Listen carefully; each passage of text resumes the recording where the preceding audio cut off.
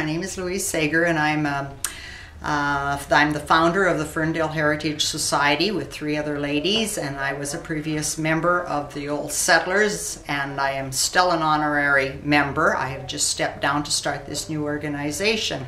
I asked the Old Settlers if I in fact could start another organization where everybody was welcome. They agreed finally. And so myself and Donna Pullman, Shirley Durham, and Diana Whedon all sat down one day and we started looking at the possibility of forming this organization.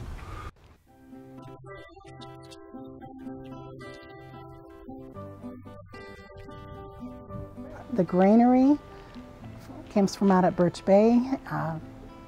To me, it's one of the most interesting buildings. It's got a lot of tools in it. I didn't know a lot about tools until I took on that cabin.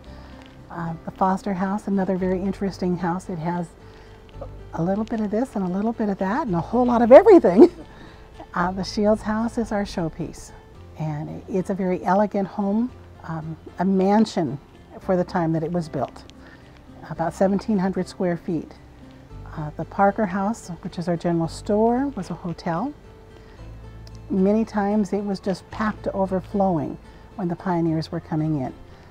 The Rogers House is our Veterans Museum, and there again, something that we need to honor and to remember our veterans.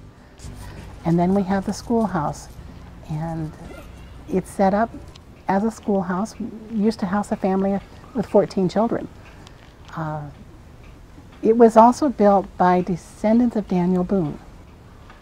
So we have a connection with Daniel Boone right here in little tiny town of Ferndale. We love it, we cherish it. We've got the largest collection of hand-hewn log cabins in the world, and it is an absolute pot of gold for Ferndale.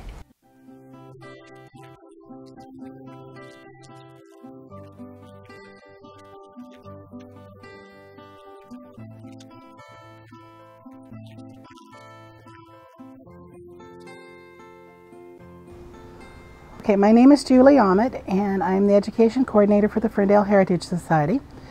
I've been the coordinator for the past 3 years.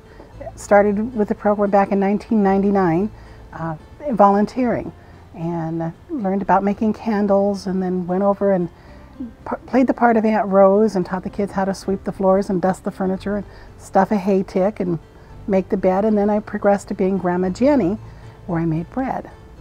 And absolutely love making bread with the kids.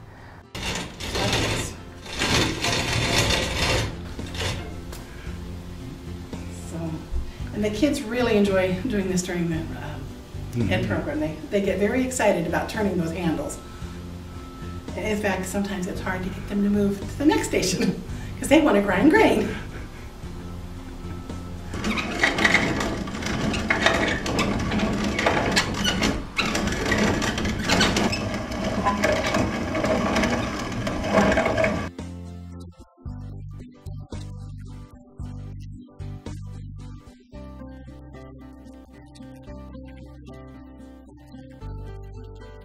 We teach them to dip candles, grind grain, wash clothes, stuff ticking, saw wood, split shakes.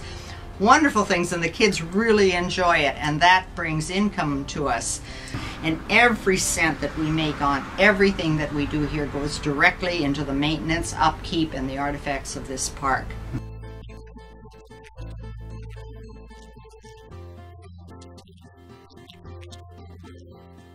During our old-fashioned Christmas, that's why I've got the flour sacks and the sugar sacks. We cheat and we make cookies in the little oven.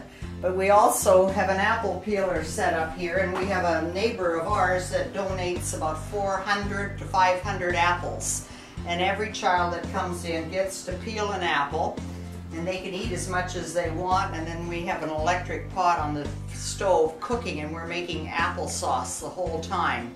And then we put it on a Ritz cracker and feed it to everybody that comes through. And oh God, how did you make this? I've never tasted such good applesauce. And here's one of the old peelers. The newer ones are almost the same, but they're not quite. When the kids get back, they have to write a report on their thoughts and what they think of the whole thing. And we get stacks and stacks of papers out of their little minds and what they, it's wonderful what they say and what their thoughts are. It dawned on me, not only myself, but the other people that participate, we made an impression on that person. Like that, and that's affected them like that. So yes, little things like that, you know, which kind of makes it neat.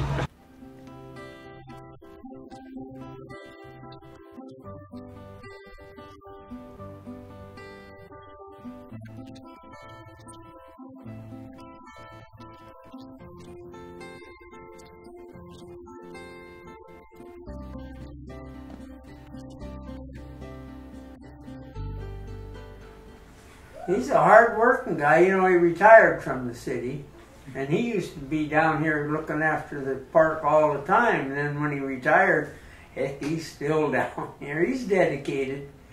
He loves it down here too, you know.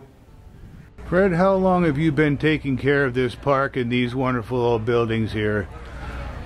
It goes back longer than probably I was employed by the city.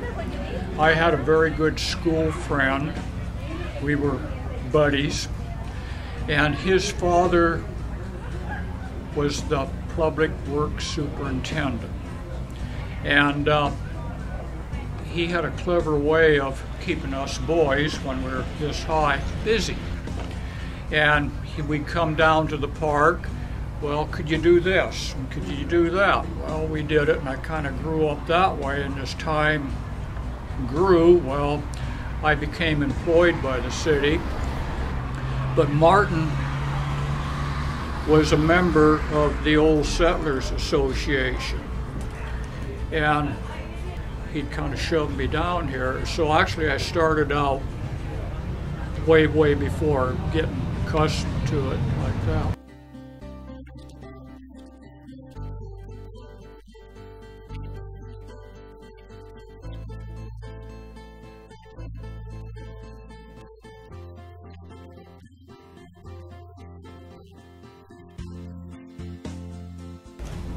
What does this park mean to you, Fred? Oh, I don't know.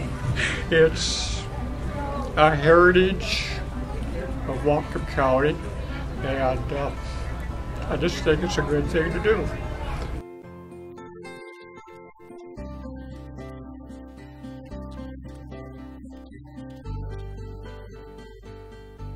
One day I was working down here and they were conducting a tour, and the lady come out and got me, and Fred, you better get down here. I think we got trouble.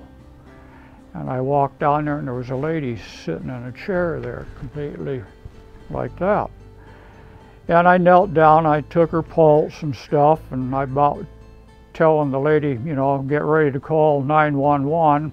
And I'm studying the lady's face, and I could see tears coming down her cheeks. And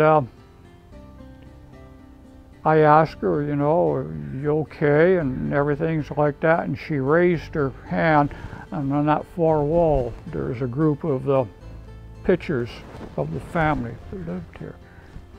Grandpa. When she came down, they came out of Canada, they were on a tour bus, and they had time left over, and for whatever reasons, mysteries of life, they decided to stop here, look at Ferndale and this. She had no idea that this building still existed, and that made her day. It's just to give a little of self.